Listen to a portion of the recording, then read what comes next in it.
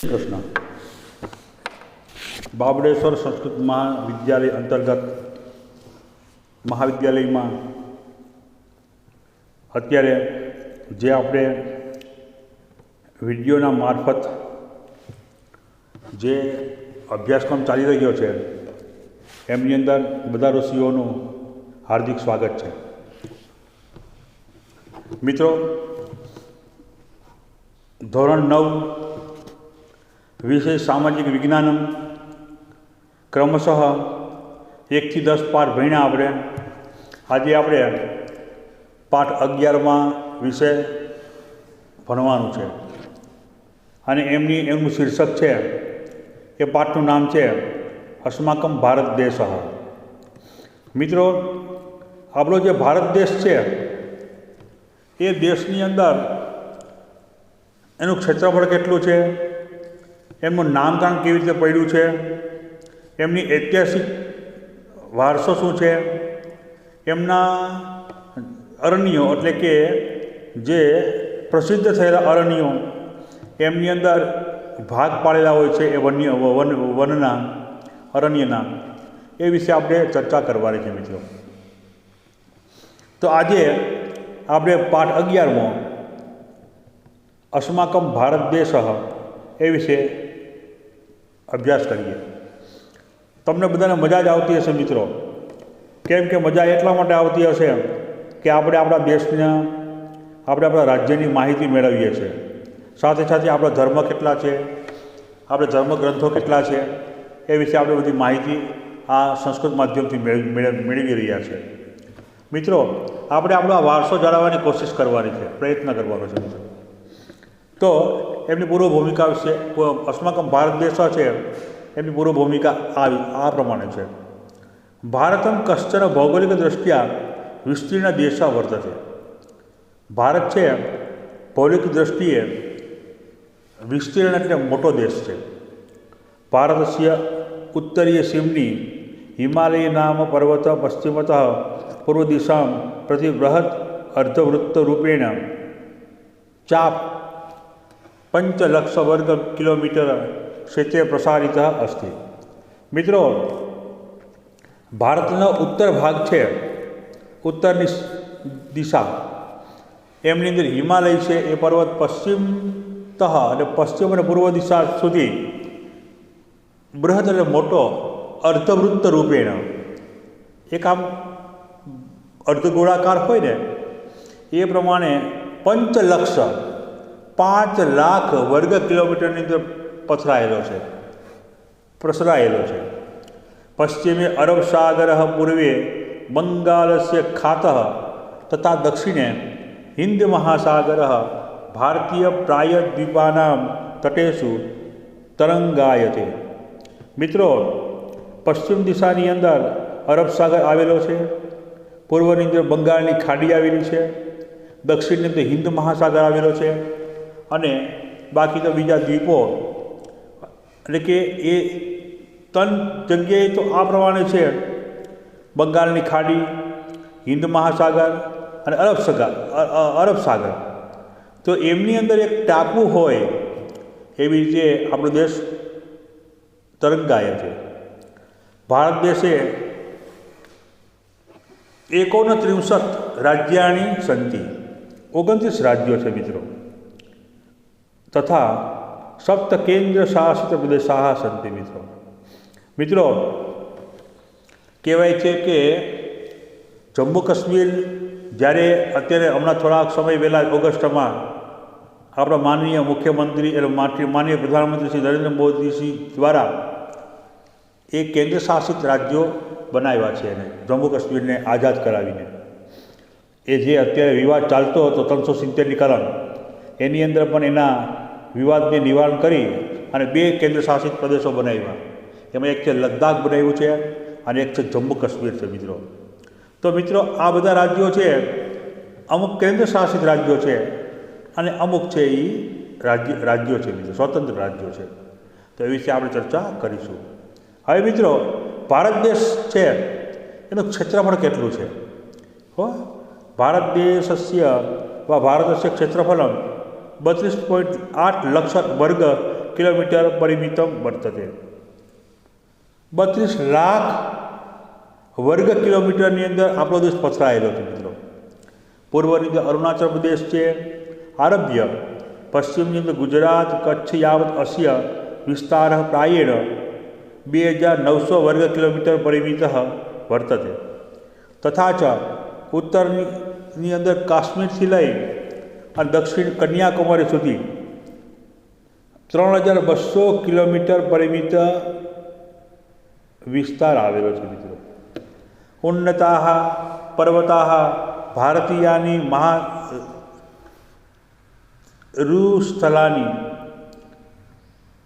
ઉત્તર સમક્ષેત્રાણી असमान प्रस्तार भागाः तटीय भागाः द्वीप समूहाः च स्थल रूपाणां विभिन्नतां प्रदर्शयन्ति यत्र वातावरणे वनस्पत्या वन्यजीवैः च सह भाषा संस्कृतौ अपि महती भिन्नता वर्तते।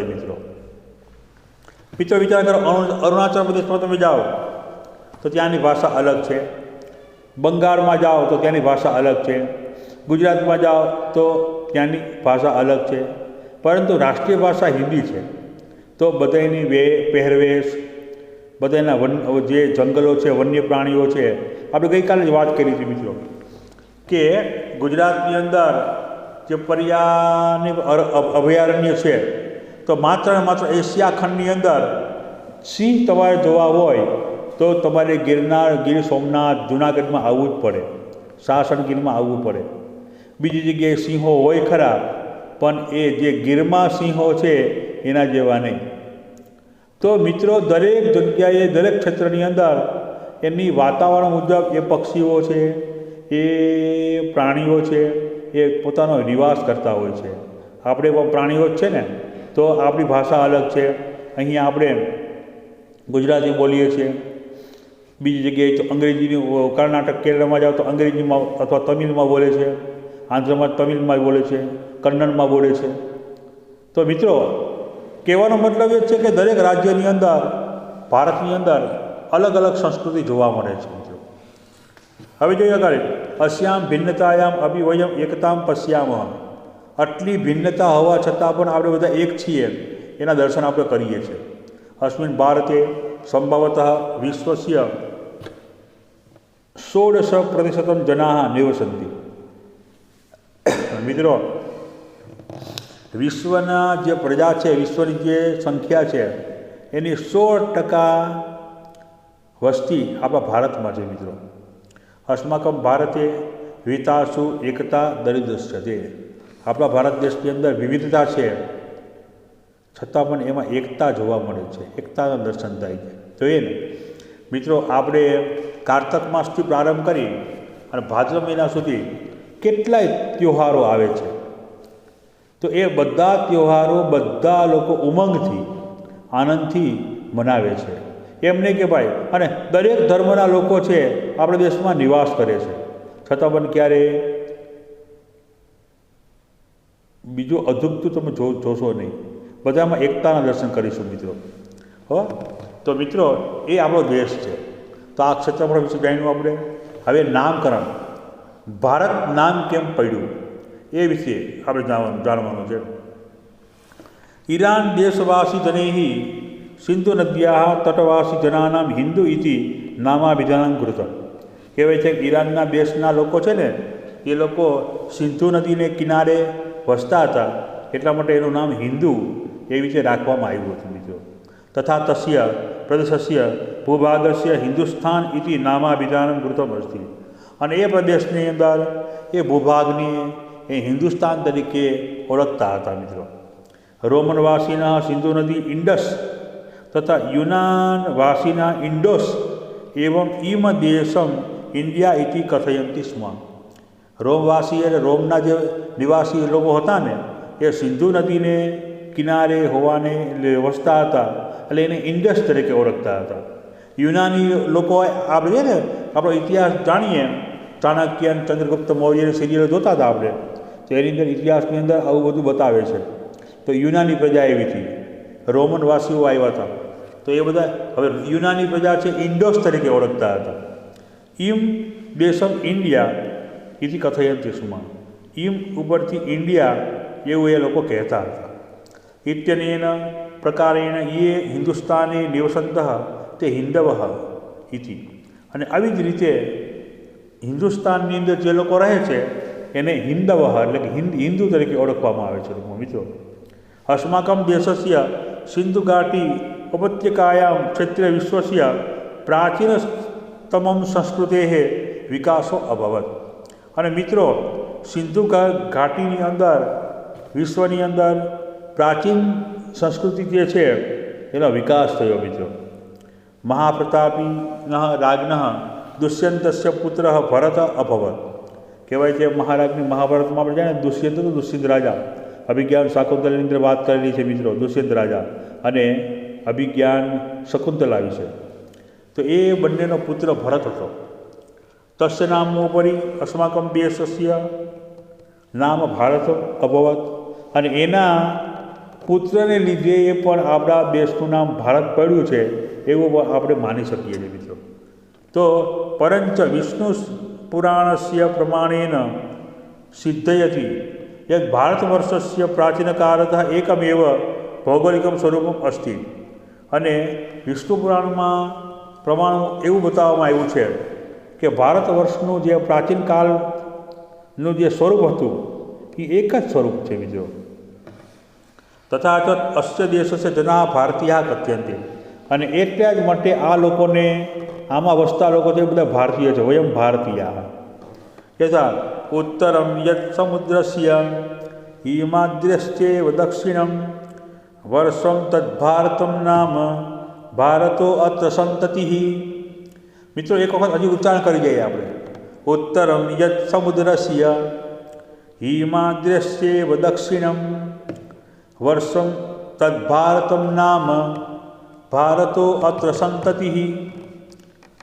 મિત્રો કહેવાય છે ને કે ઉત્તર આપણે ઉપર જ જાણ્યું હતું કે ઉત્તરથી લઈ અને પશ્ચિમ પૂર્વ દિશા સુધી હિમાલય પર્વત છે એ પસરેલો છે। તો ઉત્તરે યશ સમુદ્રસ્ય હિમાદ્રશ્ચેવ દક્ષિણમ હિન્દ મહાસાગર અરબ સાગર આની ચર્ચા પણ કરી હતી સાંભળો। યદ વર્ષમ તદ ભારતમ નામ ભારતો અત્ર સંતતિ। અને એ દેશનું નામ ભારત છે અને એના આપણે સંતાનો છીએ મિત્રો। પ્રારંભિક કાલે અસ્ય ક્ષેત્ર સપ્તસૈંધવ અર્થાત સપ્તનદીભિः ક્રમિત પ્રદેશ આસીત। કહેવાય છે મિત્રો સપ્તસિંધવ એટલે કે સપ્તસૈંધવ બોલે તો 7 નદીઓ વહતી હતી અને 7 નદીઓથી એ પોતે પરિક્રમિત થયેલો દેશ હતો મિત્રો।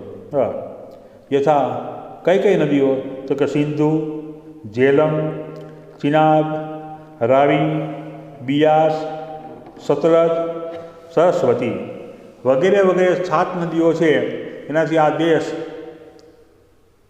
પરિક્રમિત થયેલો દેશ હતો। અત્રેવ વૈદિક સભ્યતાયા વિકાસ અભવત। અને અહીંયા જ વૈદિક કાળની સભ્યતાનો વિકાસ થયો છે મિત્રો। અસ્ય પ્રમાણમ યથા એનું પ્રમાણ કયું છે કે સિંધુ ગંગા બ્રહ્મપુત્રા મહાગોદાવરી નર્મદા કૃષ્ણા કાવેરી તામ્રપર્ણી કુર્વંતુ વો મંગલમ। મિત્રો આ સિંધુ ગંગા બ્રહ્મપુત્રા મહાગોદાવરી નર્મદા કૃષ્ણા કાવેરી તામ્રપર્ણી બોલે સાબરમતી આ બધી નદીઓ છે એ 7 નદીઓની નદીઓ છે।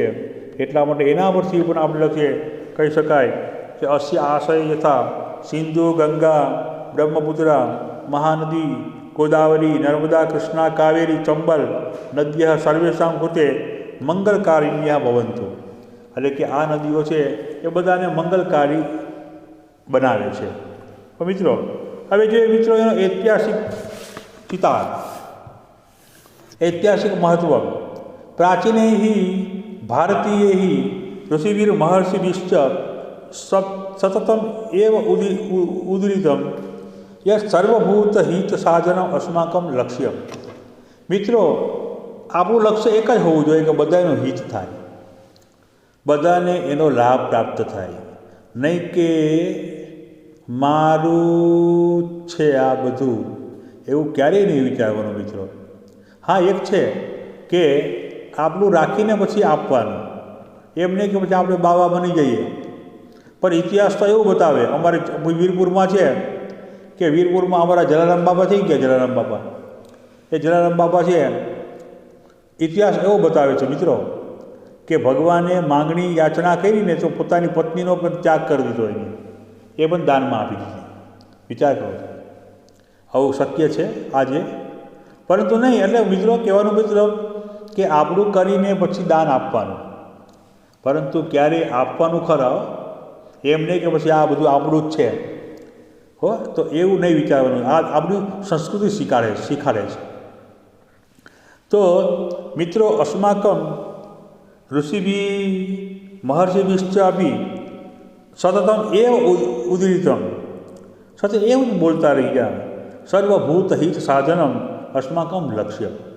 બધા લોકોનું હિત થાય, બધા લોકોનું કલ્યાણ થાય, એ આપણું લક્ષ્ય હોવું જોઈએ મિત્રો. તત્ર રાષ્ટ્રદેશાદિભેદ વિપત્તિજનકમ એવ. મિત્રો કોઈ પણ જગ્યાએ રાષ્ટ્રમાં ભેદભાવ જોવા મળે તો એ આપણા માટે નુકસાન કરતા છે. જોઈએ ને આપણો ઇતિહાસની અંદર જ્યારે લોકોએ પોતાનું દેશની અંદર પોતાનું વર્ચસ્વ વધારવાની કોશિશ કરી ત્યારે આવી ઘટના બની છે મિત્રો. જોઈએ ને, મહાભારતનો ઇતિહાસ જાણો. દુર્યોધન છે એ બધું પોતાની પાસે રાખવા માગતો હતો. નહીં, 5 પાંડવો હતા. એ 5 પાંડવોને જો થોડું આપ્યું હોત ને તો પણ મહાભારત ન થાત મિત્રો. તે રામાયણ જુઓ, રામાયણની અંદર કેટલો ત્યાગ છે, કેટલી ત્યાગ ભાવના છે કે એક નાના ભાઈને ગાદી કે રાજપાટ મળતું હતું તો એનો મોટો ભાઈ છે એ પોતે વનવાસ જવા પણ તૈયાર થઈ ગયો કે નહીં, મારા ભાઈને કાંઈ પણ નુકસાન ન થવું જોઈએ મિત્રો. ત્યારે એ પ્રમાણે ભરતે પણ કીધું નહીં, આ તો અશક્ય છે, આવું ન થવું જોઈએ કે રામ છે એ તો મારા માટે સર્વસ્વ છે, એટલા માટે હું એને જ્યાં સુધી રામ છે એ ગાદીએ નહીં બેસે ત્યાં સુધી હું છે ને આ ગાદી પર બેસી ન શકું. તો એ ઇતિહાસ બતાવે છે ને મિત્રો. તો મિત્રો એવું હોવું જોઈએ કે વિપત્તિજનકમ એવ. જ્યારે સ્વાર્થવૃત્તિ ઉત્પન્ન થાય ત્યારે સમજવાનું કે એમાં એના આચાર વિચાર સારા દેખાતા નથી. તો મિત્રો ત્યારે પણ એમાંય રાષ્ટ્રની વાત ચાલે. આપણા માનનીય પ્રધાનમંત્રી મહોદયજી છે નરેન્દ્ર મોદીજી, એ ત્યાં બેસા પર એવું વિચારે તો કે ભાઈ ચાલો મારે મારું જ કલ્યાણ કરવું છે, મારા લોકોનું જ કલ્યાણ કરવું છે, તો ચાલે હે મિત્રો. તો પણ કેવું કામ કરે છે જોયું છે ને આપણે એને ગવાહ છે, આપણે એને કામ કરતાં જોઈએ છે કે ક્યારે પણ એને બધે એનું પ્રવચન હશે, એનું ભાષણ હશે તો એ કહેશે મારા 130 કરોડ લોકો એમ બોલશે. એમ નહીં કે હું કે આ મેં કર્યું છે, મેં નથી કર્યું, કે હું તો રક્ષક છું, હું તો સેવક છું, એવી વાત કરે છે મિત્રો. ત્યારે એ ઉદાર ભાવના કહેવાય, ઉદાર ભાવના. તો મિત્રો આ બધું છે એ માત્ર ખાલી રાજકારણ નથી પણ શીખવા લાયક છે મિત્રો. વર્ષો પછી આવા નેતા મળે હો મિત્રો. કંઈક આપણું હિત હોય ને તો જ, બાકી ના મળે. તો મિત્રો એ બધું આપણે એની પાસેથી લેવાનું છે મિત્રો. બાકી તો ભૂતકાળમાં આપણે ઘણું જોયું વખતે, ત્યારે એની ચર્ચા નથી કરવી આપણે. જે થયું નો પ્રોબ્લેમ. પરંતુ વર્તમાન સમયની અંદર આપણે સારું એવું જોઈ રહ્યા છીએ અને આનું ભવિષ્ય તો બહુ ઉજ્જવળ હશે મિત્રો. એ ભારત માટે બધું કરવા તૈયાર છે. એને સહયોગ આપતા રહીએ અને ભારત માટે બધું કરશે, બધું ટોટલી. મિત્રો જાજી એમાં ચર્ચા કરવી નથી આપણે તો, પરંતુ શું કે આપણે રાષ્ટ્ર દેશાદિભેદ વિપત્તિજનકમ એવ એની વાત ઉપરથી આ વાત કરી હતી આપણે મિત્રો. યદા સ્વાર્થબુદ્ધિ ગૃહ્યતે તદેવ દેવત્વમ જાગર્તે. મિત્રો આપણે જે કંઈ કાર્ય કરીએ છીએ એમાં જો સ્વાર્થવૃત્તિ હણાઈ જાય તો એમાં દેવત્વ જાગે છે, દેવત્વ. મિત્રો, તમે સારા કાર્ય કરતા રહો. ભગવાન છે એ વિષ્ણુ ભગવાન રામ ભગવાનના સ્વરૂપની અંદર આવ્યા હતા, અવતાર લીધો છે. એને બધાનું હિત કર્યું, ઋષિમુનિઓનું, એના ભક્તોનું, એના દુશ્મનોનું, બધાનું હિત કર્યું. વિચાર કરો, રાવણ છે એની પત્ની સીતાને ઉપાડી ગયો, છતાં પણ એનું હિત કર્યું છે મિત્રો. મારી સુબાહુ, શૂર્પણખા.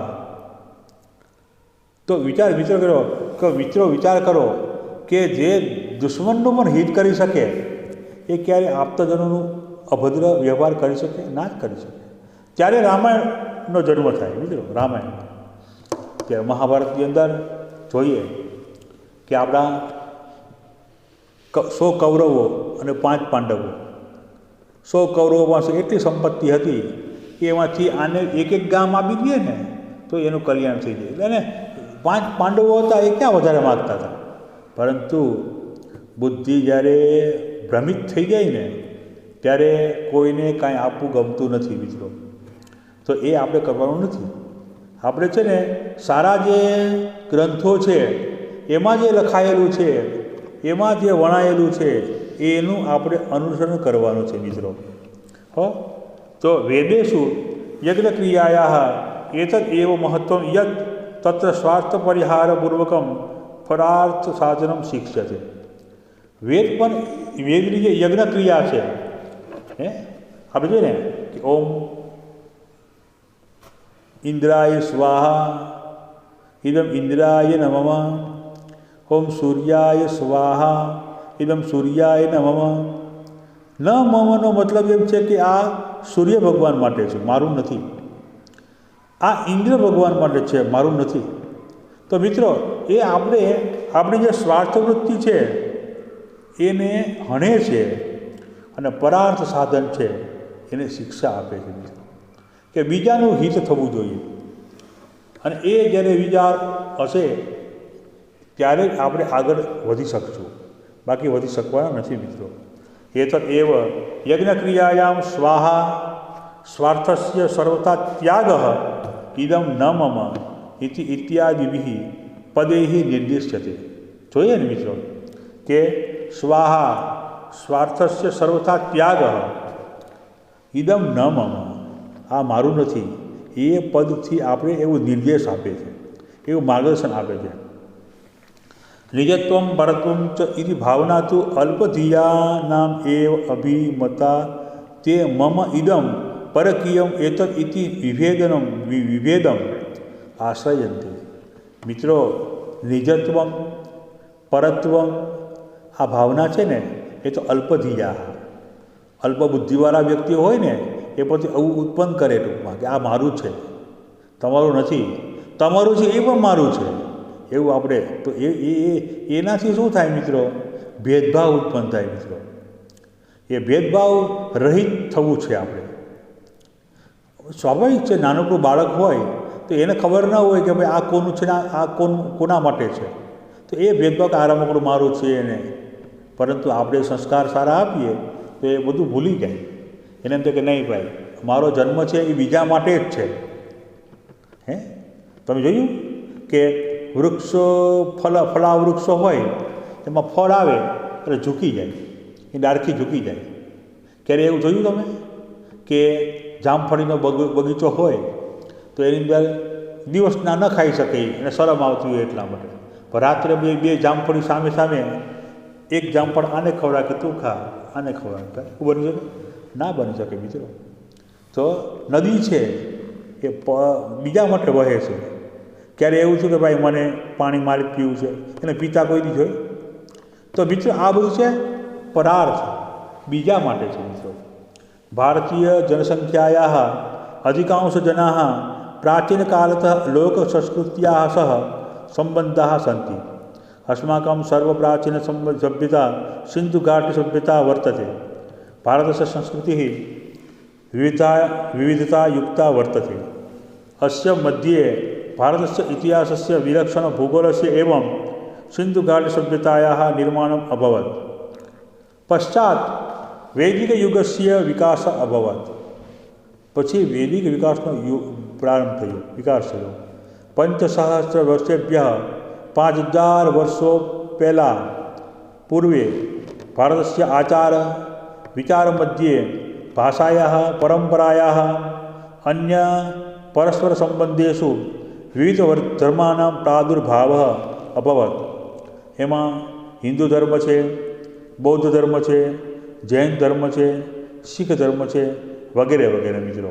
તો મિત્રો આપણે આ ઇતિહાસ જાણ્યો મિત્રો, ક્ષેત્રફળ જાણ્યું, નામકરણ કેમ પડ્યું, ઐતિહાસિકની અંદર કયા ધર્મો અસ્તિત્વમાં આવ્યા એ વિશે આપણે ચર્ચા કરી મિત્રો। હવે જે ચર્ચા કરવાની છે એ આપણે બીજા ભાગમાં ચર્ચા કરીશું। જય શ્રી